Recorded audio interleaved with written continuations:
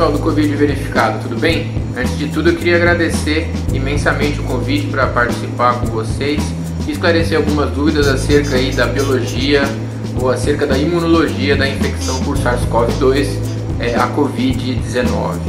A primeira pergunta que me foi feita é: o que determina os grupos de susceptibilidade? Bom, o que está muito bem determinado até hoje, o que está descrito é que indivíduos acima de 60 anos e indivíduos com comorbidades como cardiopatias e pneumopatias, além de hipertensão e diabetes, estão inseridos no grupo de maior susceptibilidade ao vírus, o que significa que eles têm maiores chances de desenvolver a Covid-19 mais grave, a forma mais grave da doença. Uma pergunta que fizeram é o porquê, quais são os mecanismos descritos para que essa susceptibilidade se estabeleça. Bom, há inclusive 2 trabalhos publicados pelo nosso grupo, que vai ficar depois embaixo se vocês quiserem lê-los, que diz o seguinte: a maior expressão do receptor de invasão viral, chamado ACE2, ou enzima conversora da angiotensina tipo 2, ela está mais expressa nos tecidos de indivíduos mais velhos e em indivíduos com as referidas comorbidades. Qual é o impacto disso?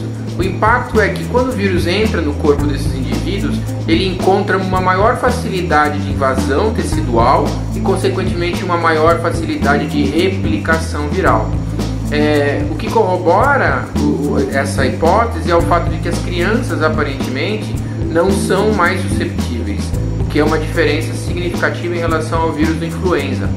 O motivo, de novo, um deles, e parece ser o principal, é a expressão aumentada do gene, da proteína, do receptor ACE2 nos tecidos, principalmente pulmonar e também endotelial, dos indivíduos que eu acabei de mencionar para vocês, ok? Outra pergunta que nos foi feita, que é bastante relevante, é se os indivíduos com câncer estão inseridos no grupo de maior susceptibilidade. A resposta é sim, principalmente aqueles indivíduos que estiverem fazendo uso de quimioterapia ou de radioterapia. Obviamente, porque esses tratamentos suprimem a resposta imune de forma bastante robusta, digamos assim, dificultando a forma pela qual o sistema imune combata o vírus. Também nos perguntaram quais são as complicações que os indivíduos com Covid grave apresentam. Veja, a Covid grave ela é uma pneumonia que evolui inicialmente de uma tosse, de uma febre, que são os principais sintomas iniciais, né?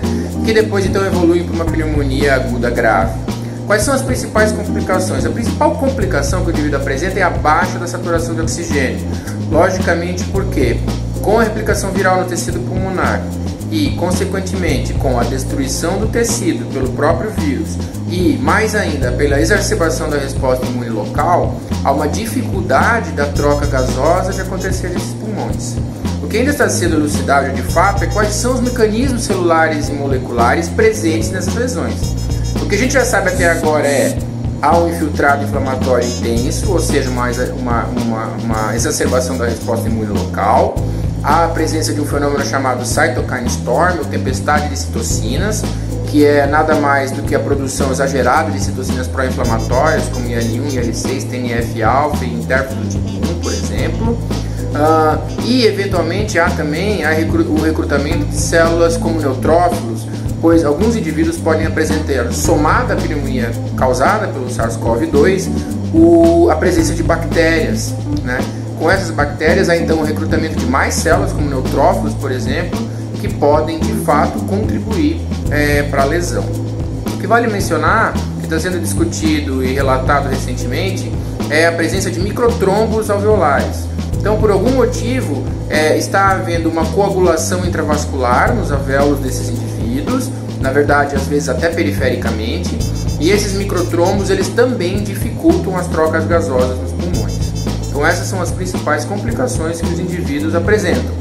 Por outro lado, há relatos um pouco mais raros, como, por exemplo, relatos de casos de problemas do sistema nervoso central, como problemas de paladar e olfato, na verdade, até mais simples, né? Até mesmo os quadros mais graves, que são de, por exemplo, Guillain-Barré, já foi demonstrado, leptomeningite, presença de vírus no líquido cefalorraquidiano, dentre outros.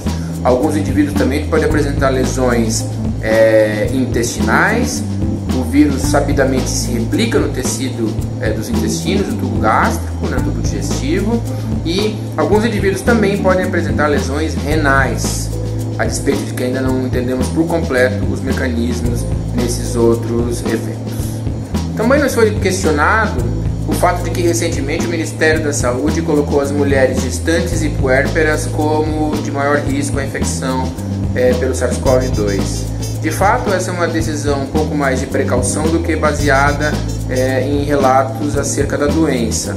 Sabidamente, mulheres nessas condições têm uma resposta imune um pouco diferente, principalmente pelo fato de estarem se adaptando às mudanças pós-gestacionais. As mulheres são, por exemplo, nesse período mais suscetíveis a outros vírus respiratórios. Todavia, não há ainda demonstração, nem em trabalhos internacionais, tampouco feitos aqui no Brasil, que demonstrem que de fato essas mulheres sejam mais suscetíveis a desenvolverem a forma grave da Covid-19. Também nos enviaram via site algumas perguntas sobre a relação entre o coronavírus e lesões renais ou problemas renais. De fato, relatos recentes agora de abril nos demonstraram que no estudo americano alguns indivíduos realmente podem apresentar lesões renais agudas e até graves.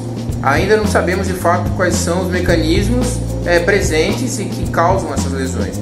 Todavia, o que se especula é que algumas proteínas de alto peso molecular, como por exemplo a CK, que é produzida por lesões musculares, ou mesmo a presença de imunocomplexos, que são os anticorpos grudados no próprio vírus, possam se depositar nos microcapilares renais, causando então as lesões observadas.